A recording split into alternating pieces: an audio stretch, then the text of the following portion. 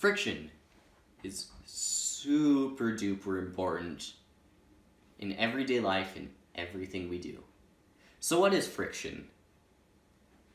When you put your hand down on something and you try to push it along, there's something resisting. In my case, it's spreading my fingers apart. That is called friction. Now when we look down at the super duper microscopic level, you can see that everything has these little bumps in it, no matter how smooth it may seem. And those bumps coming against each other is what causes friction. Like, it's hard to move these two things just across each other. That's exactly the same as how friction works, just at a much smaller level.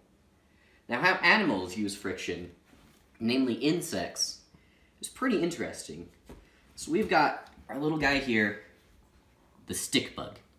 I'm sorry, I couldn't bring a real stick bug. Now, what this guy has, he has little pads at the very edge of his legs. Feet, I suppose. One is a sticky pad that he can use to hang from ceilings and things like that. And the other one has these little super duper tiny fibers that he can use when climbing up walls so that it doesn't take as much effort to lift his legs back up. And that's what he uses when he's on the ground as well, so he doesn't slide around everywhere. Now, spiders, they have something similar.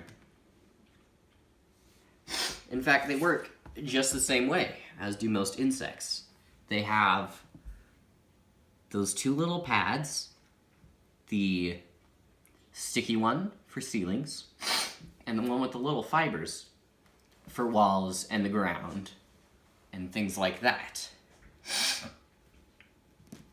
Now, fingertips have fingerprints, and it is commonly thought that those fingerprints are used to help increase friction when you pick something up, so it doesn't slide right out of your hands. This is because our fingers are a little bit rubbery.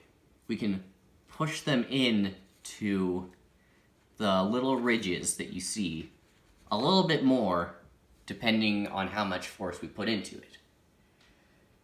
Now, thinking about this,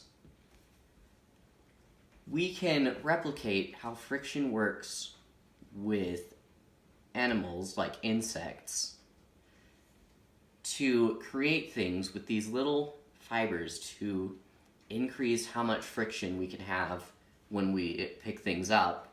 And with enough work, we could maybe be able to climb walls ourselves, provided we work out enough. That would be really difficult. We could all be Spider-Man, really. And that's how friction works.